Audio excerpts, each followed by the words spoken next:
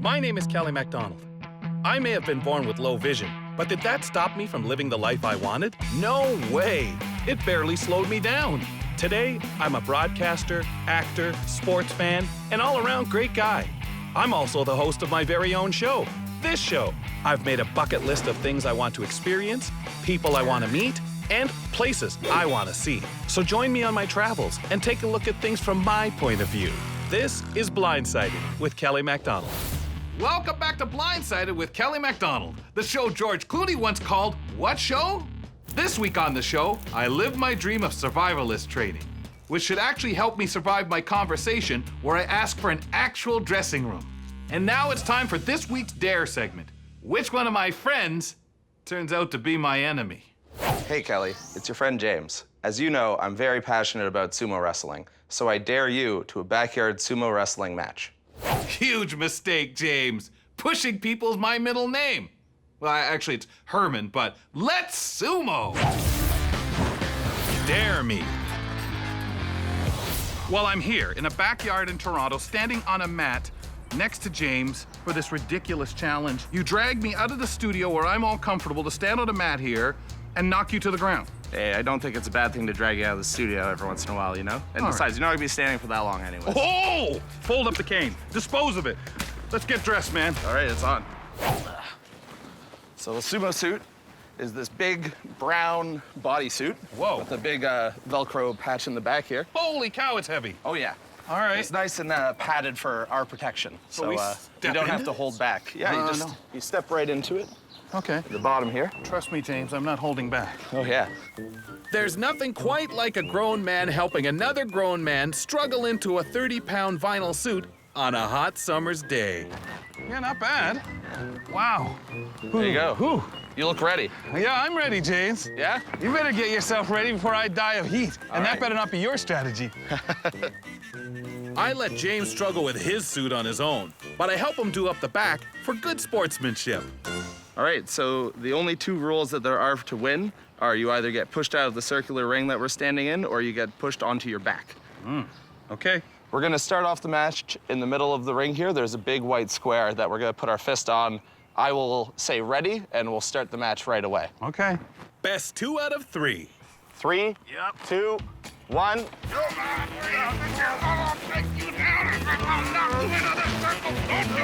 go down. Goodbye, James. Ow. Are you okay? Yeah, I'm good. What? Now, let's get him up. Just my pride's defeated a little. All right, Kelly. Oh, you took that one. Well, James, I have a little bit of weight on you. But I have the experience and the technique. All right, so You're definitely going down the second time. I guess you're gonna put some skill on me. Yes, I am. All right, you ready? Yeah, squatting position. Okay. Let's do this. All right, you're gonna count us in? Oh, yeah. All right.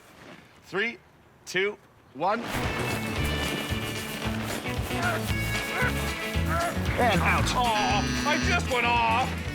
I felt like a big baby there. Ah. Well, it wasn't as spectacular as when you just beat me, but I'll take that win. Okay. All right, Kelly, that's 1 each. Let's do this last one to determine who the winner is. Am I in position? Just a bit to your left. My hat's still on my head? Your hat is somehow still on your head. We're secure. All right. 3, 2, 1.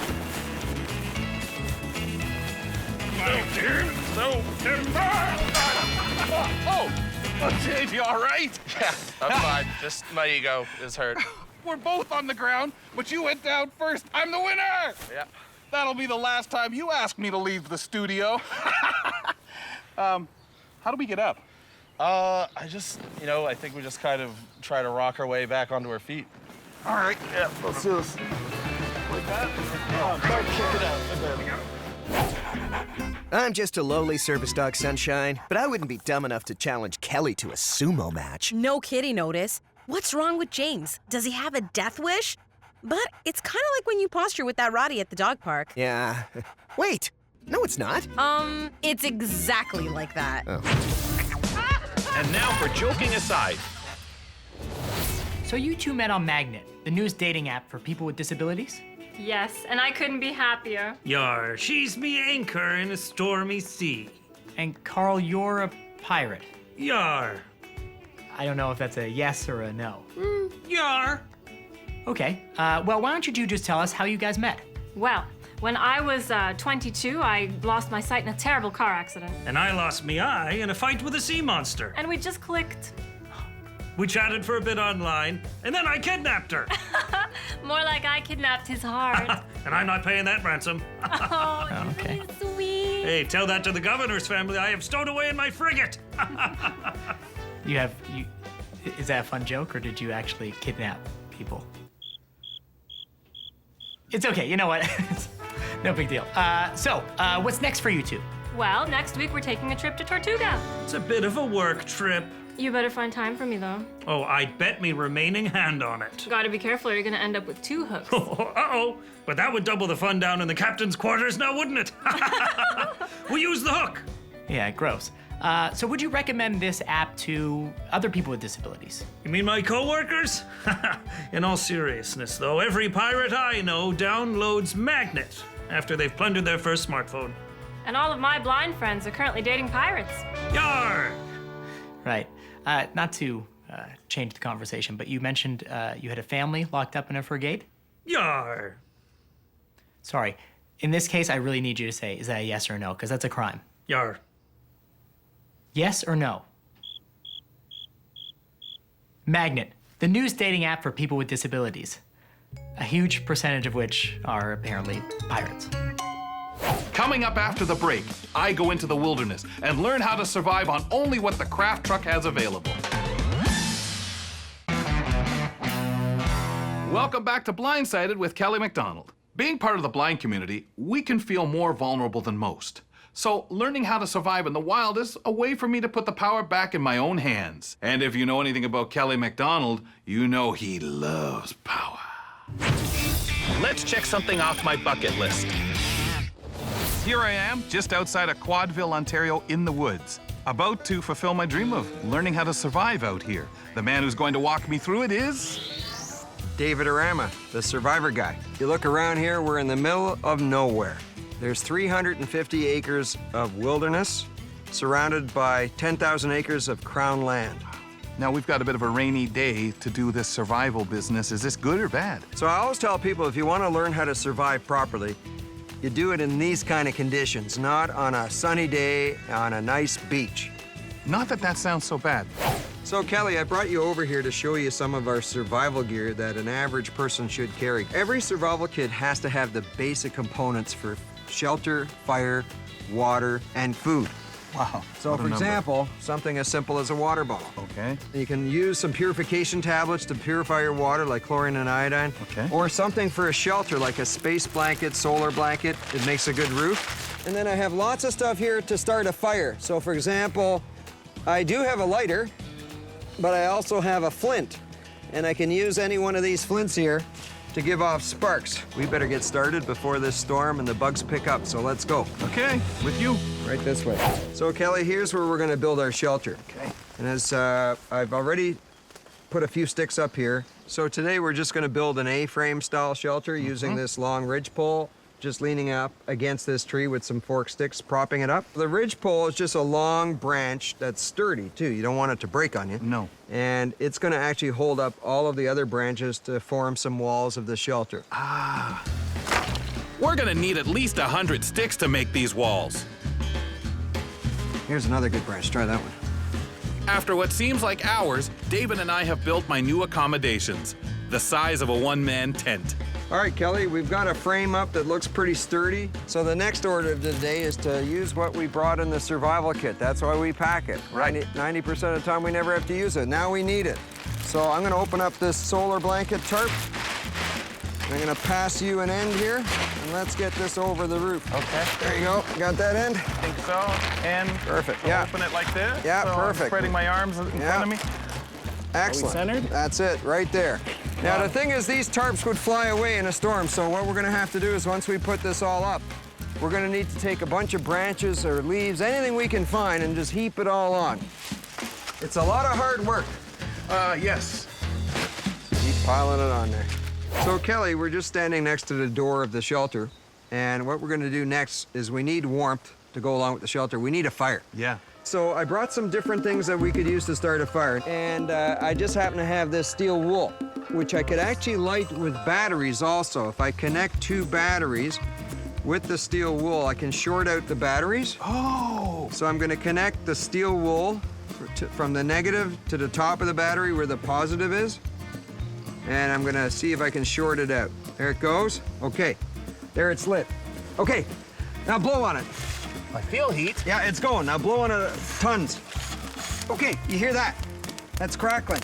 Okay, so we got the flame started. Right, I can see a little Now flame here's some more here. birch bark. We gotta get the driest piece of the bark in there because most of it is wet. Now we're gonna stick, see these sticks here? The whole pile? Yep, got them. Okay, we're gonna stick that on top. Right on top where that light is, where the Yeah, flame let's is. hope. Now, But we it's might pretty have damp. to feed more birch bark in there Okay. just to keep it going. Sometimes we have to try this 3 or 4 times before it Really? actually catches.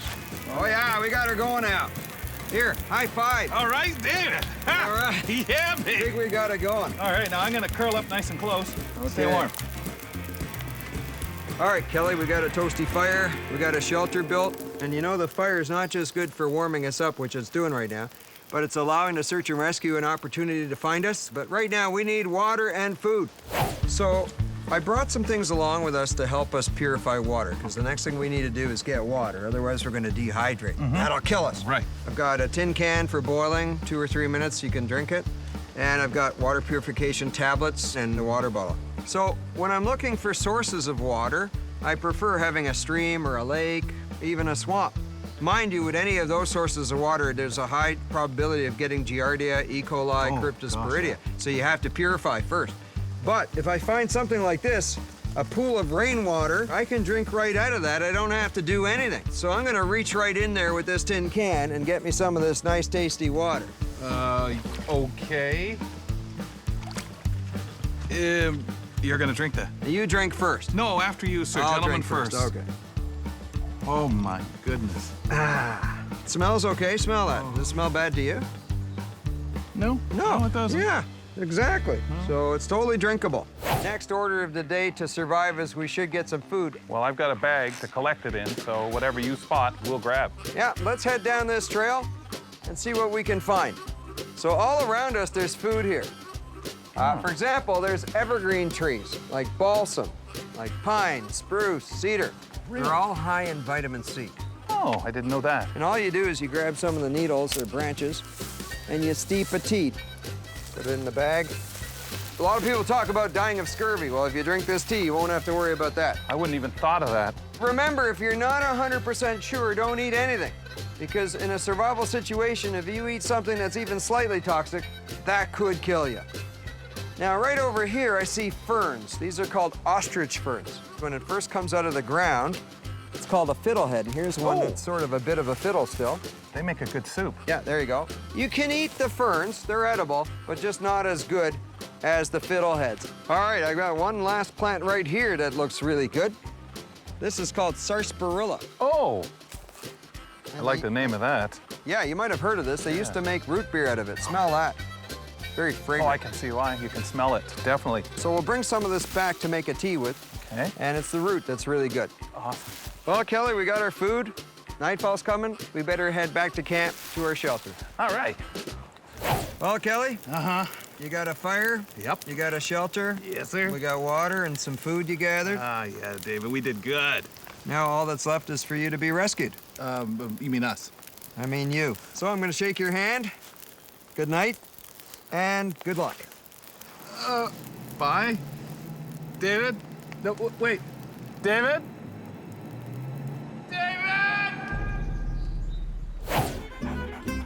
Humans are so precious. I need a special kit just to stay alive. Yeah, I don't want to eat anything that might upset my delicate stomach. Oh, I'm too cold. Oh, I'm too hot. Quick, take cover. We're gonna die. This is your Inside Scoop. Welcome to the Inside Scoop, news as we see it, with your host, Kelly Macdonald. And I'm Suzanne Shipley. Hey, Kelly, how was your weekend? Oh, it was great. I got a new dog. Eee! And it matches my purse. What happened to your old dog? Well, it's my new purse. The producers say you can't have that hairy thing on TV. Okay.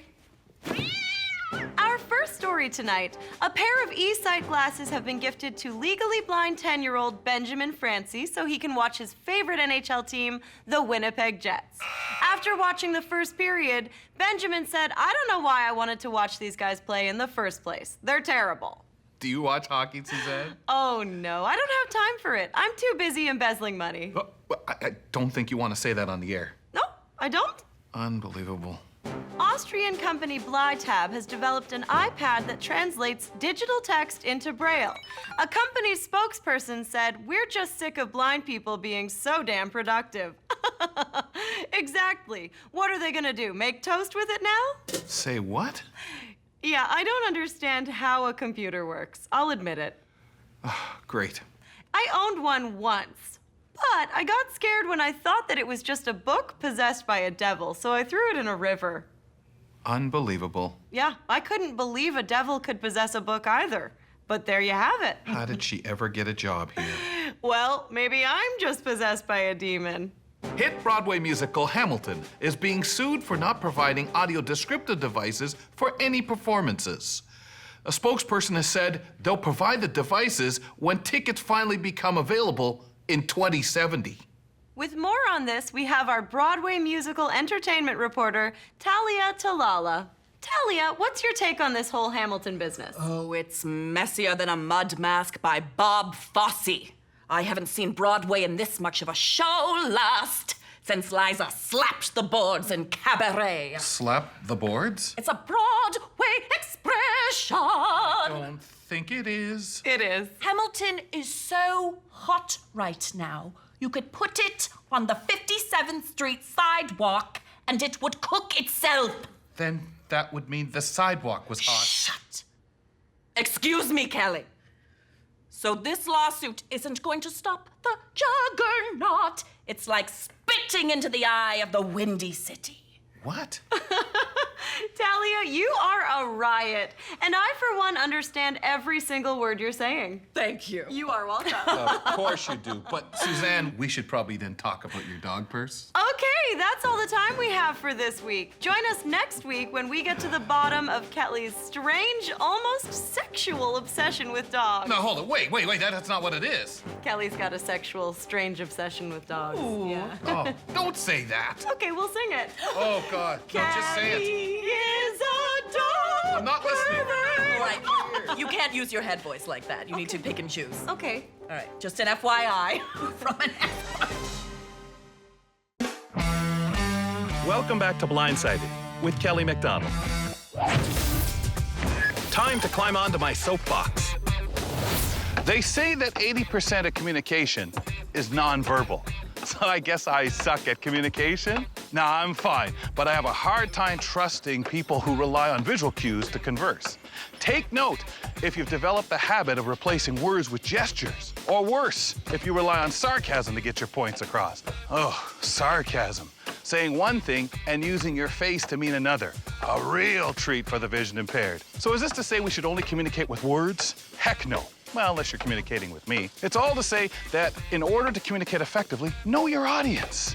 You wouldn't shout loudly at a friend with a headache. You wouldn't use the word comestibles when talking to a kid, and you shouldn't talk with your hands when talking to a blind person. Inclusion is about having that little bit of self-awareness that lets you see the people around you. I know it's a big ask just knowing where you are, but if we all do our part, everyone will just feel a little bit more included.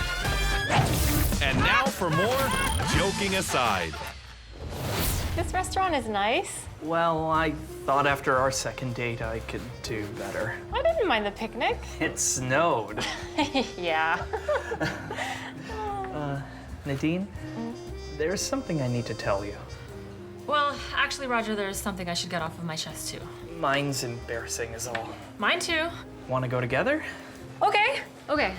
1, 2, 3. I'm blind. Oh my goodness. That is so I was not crazy. expecting that. Total relief. I cannot believe it. Amazing. We could just enjoy dinner now. It feels so good to know each other's secrets. What else you got? Excuse me? Your secrets. What else can you share? I don't think there's anything. Okay, I got one. I taste test at the grocery store. Okay, well, that's not Mainly just the live fish. What? Like, how do you... Okay, I got another one for you. Everything from my waist down is just a tattooed pair of jeans. Okay, we should stop with the secret Okay, sharing. here's another one. Sometimes at work, I'll just cut off the power because I don't need the lights. It drives my coworkers nuts. Roger, you work at a hospital. I know. I could totally get fired, so don't tell anyone, okay? Okay, I'm starting to feel very uncomfortable. I have 6 nipples. 4 of them work. I need to go. In 6th grade, I embezzled $22 million. Okay, and before you ask, I lost it all in a cockfighting ring in Mexico, I know. I'm gonna go now. This is the best date ever. I'm going to go now. What do you mean you're gonna go? You haven't shared your secrets yet. Oh no, you have shared enough for everybody everywhere forever. Sharing is done. You finished sharing. Wait, Nadine, where are you going? Is it the jeans thing? I can put on a real pair of jeans. I'll call you. It's time now to Ask a Blind Guy. Mr. Macdonald, I have your fan tweets here. That's great, Fiona. Also, I did your laundry for you. I don't have any laundry here. No, I did it at your house. Oh. We'll take that up later with the police. What's the tweet? At Trust Falling asks, how often does being blind prevent you from going somewhere because of safety concerns? Not too often. Obviously, it's easier to go somewhere when I have public transit nearby. I'm not really big on crowds because they're hard to navigate with a cane.